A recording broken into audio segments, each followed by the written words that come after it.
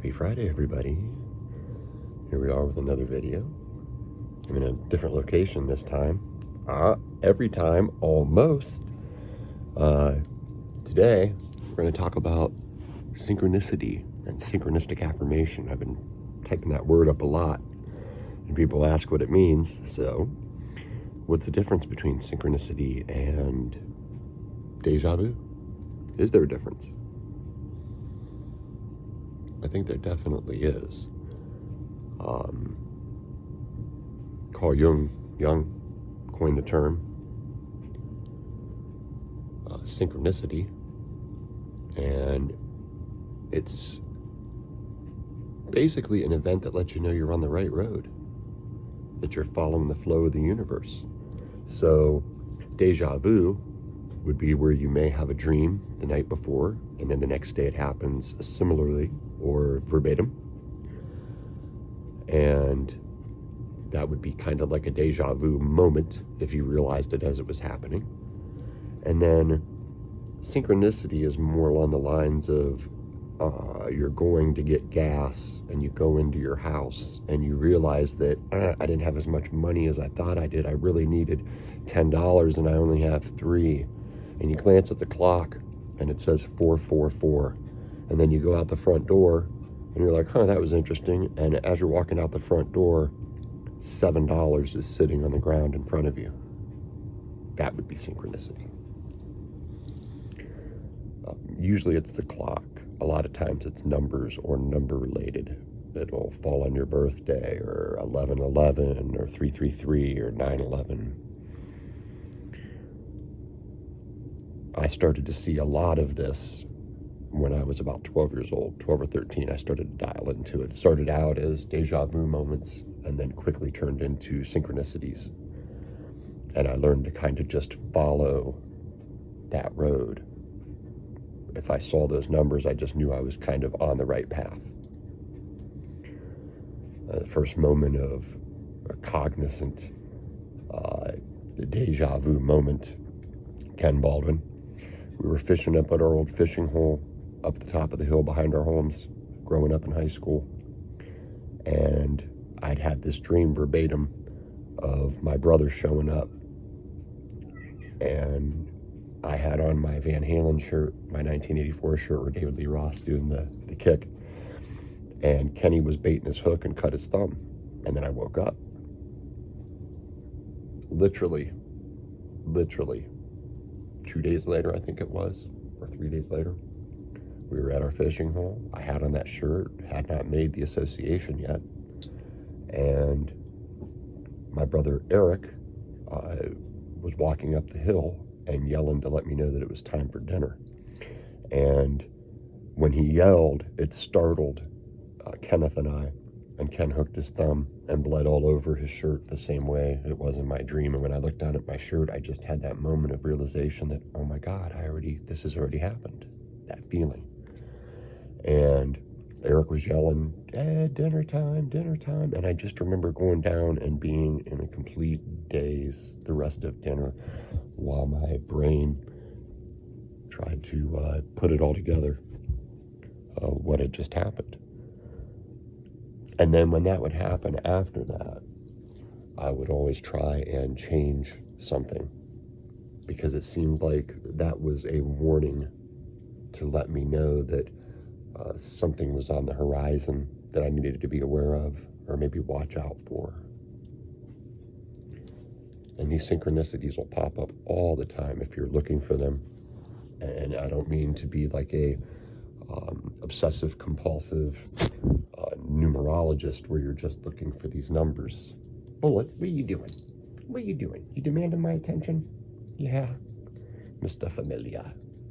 You're my new buddy, huh? Since you started staying here. I'm that food guy, huh? That's that guy that gives me food. Oh, I love you too. So we started out on synchronicities, and we're going to go back to that now. One of the strangest ones that I ever had happen, and come down here. Here, go down here. And to this day, I still remember, was the day that I met my friend Lonnie. Come over here. Come down here. I'm going to smoke anyway, and you don't like that. The day that I met Lonnie was a very strange day, indeed.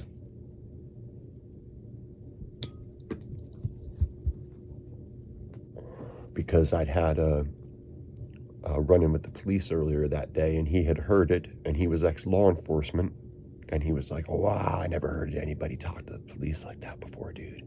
He's like, you're lucky they didn't take you away. Like, you were just way too candid for them. And I was like, well, the truth shall prevail, brother. And I was right. And before we had that conversation, or actually, no, I think it was just after that, he had said something to that effect, and we just kind of nodded at each other, because that's what had opened the door to communication. And then I had gone down to the library to get Carlos Castaneda's Tales of Power, because I was starting to screw around with the dreamscape and trying to become aware and cognizant that I was dreaming. And they say that you should try to look at the sky, because there shouldn't be one, and try to look at your hands and your feet, because you shouldn't have any, because you're in your spirit body when you're dreaming.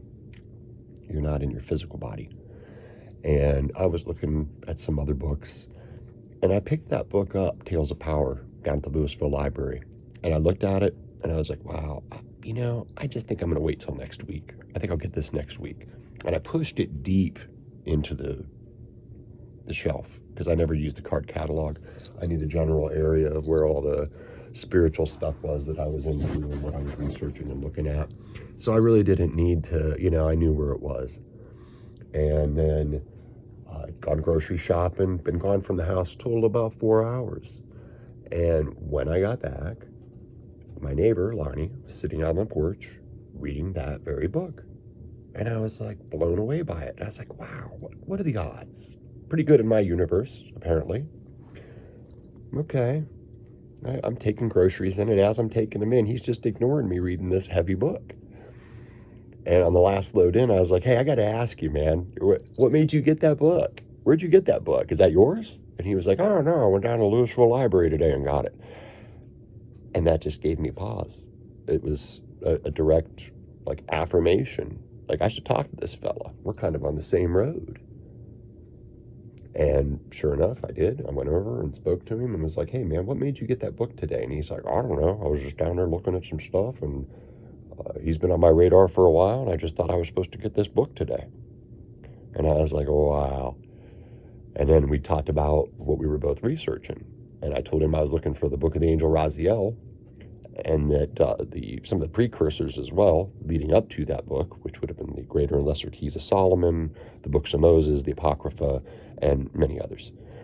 And he was like, oh, you're not going to believe this. And he goes upstairs. He says, I got something for you. It's under my bed. And I was like, kinky. And he started laughing. He went upstairs and he came back down. And he had the Greater and Lesser Keys of Solomon already printed out in a binder. And he was like, here, I'm already done with it. You go ahead and take this. This is for you. And I was like, wow, I appreciate it, brother. And then we had a long 7-hour talk that night, well past midnight, out in the courtyard.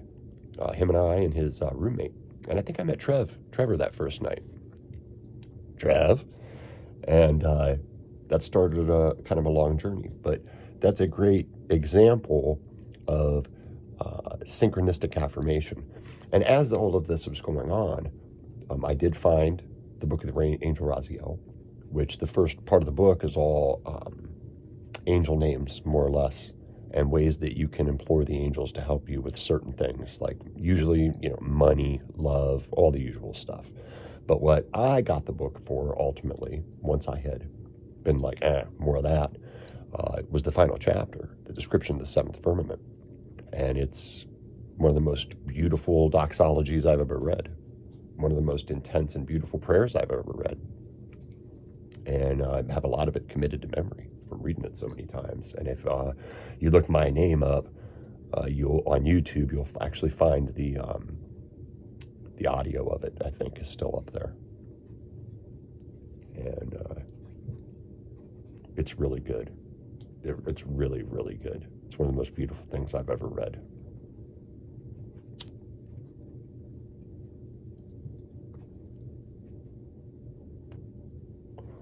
And then after that, I was able to move forward like we were speaking in the last video about. And I did all the correct fasting and prayers and bathing rituals and just all of it to approach these higher beings properly.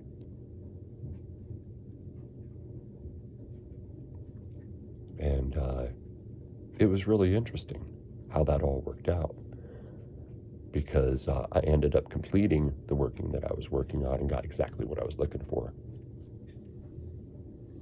Exactly what I was looking for. So if you approach these things with a certain amount of respect, honor, integrity, these are not all lost causes yet, then you will get direct affirmation or a positive yes from the Creator, the universe, whatever you want to call it, as above, so below.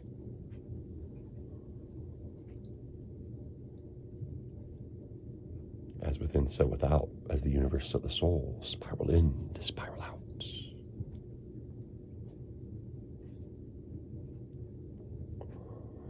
And I think we'll take up this conversation here in a little while. We'll leave this as is for the moment. Ciao, ciao, ciao. Have a great Friday, everybody. Love and light, everybody. So we'll continue on. I thought that the dogs needed to go out, and they didn't. 2 of my favorite synchronistic affirmation stories would be the day that I got my apartment with my first wife and 3 sons, and the day I got the record deal.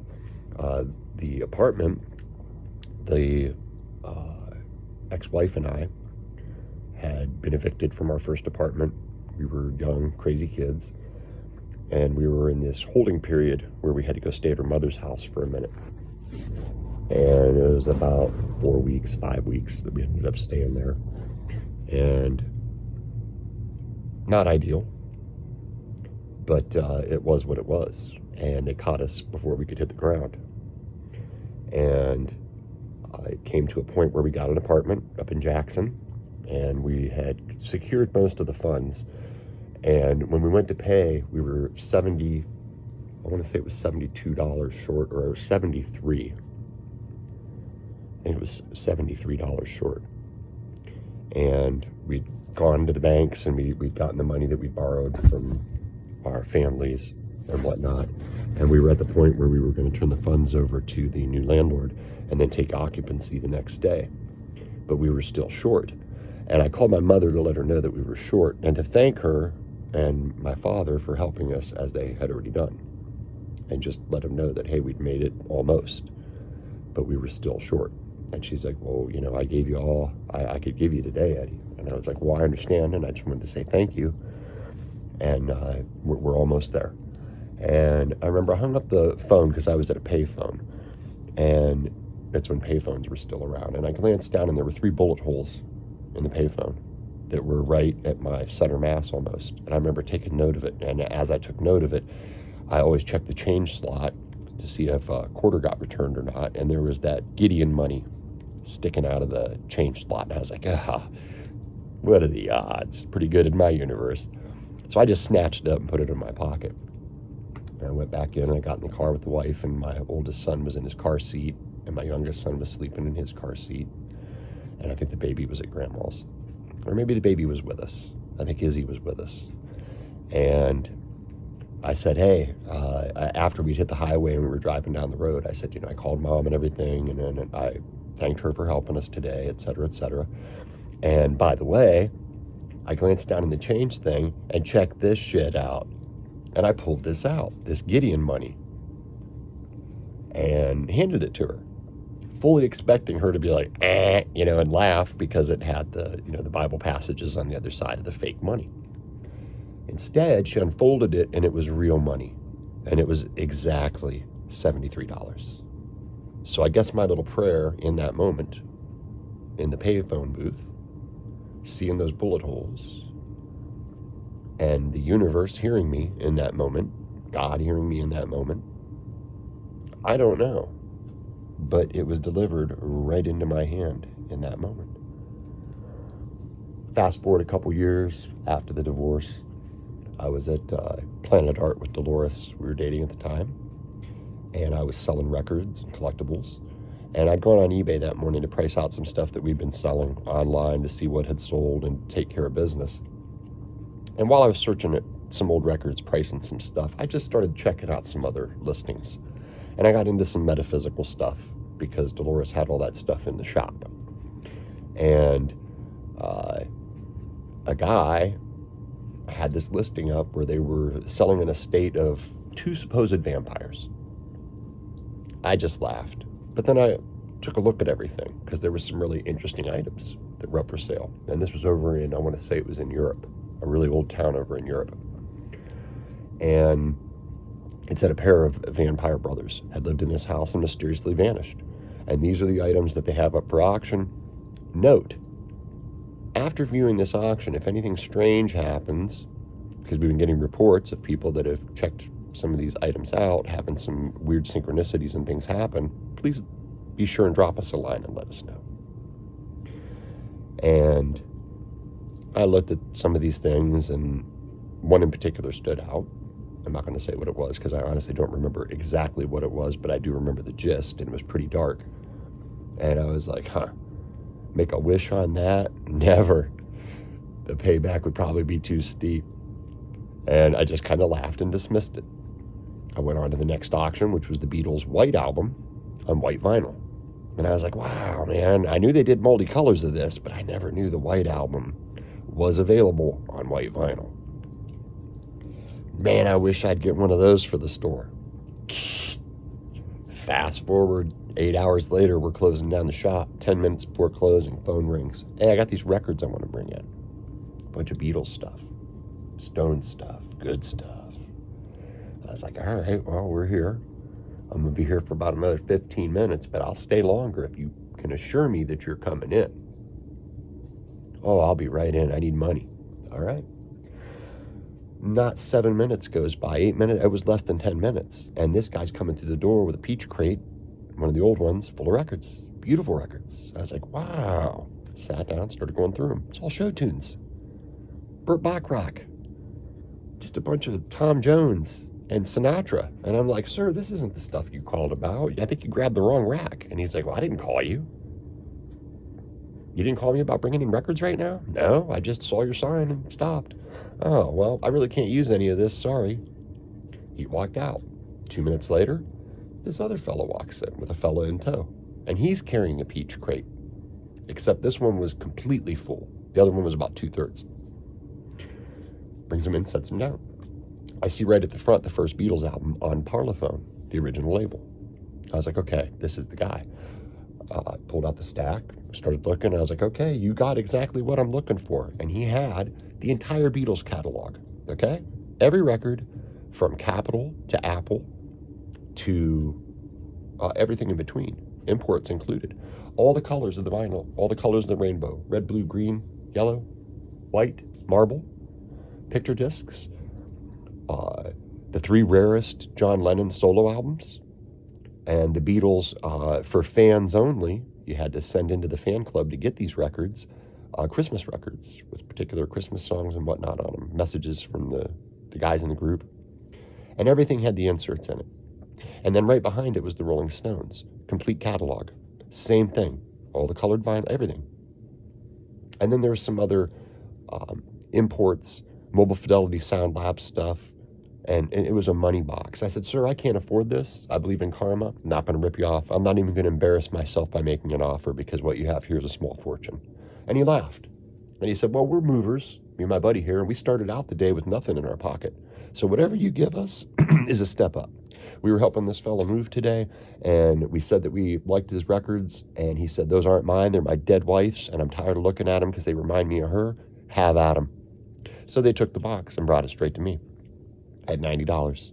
I had $50. I borrowed $40 from D. And I was able to purchase that entire crate for $90. And in the middle of it was the Beatles' White Album on white vinyl. So I went back and I tried to find that auction listing in my history. Gone. There was no way to let him know. So synchronicity can come in many forms. And if you're making the attempt and have eyes to see and ears to hear, then you just may tune in to that metaphysical realm where things aren't just chance, You're actually dialing into the flow of the universe. And that's all I wanted to add. Hopefully I can put these two together and close it out the right way. Love and light, everybody. Have a great weekend.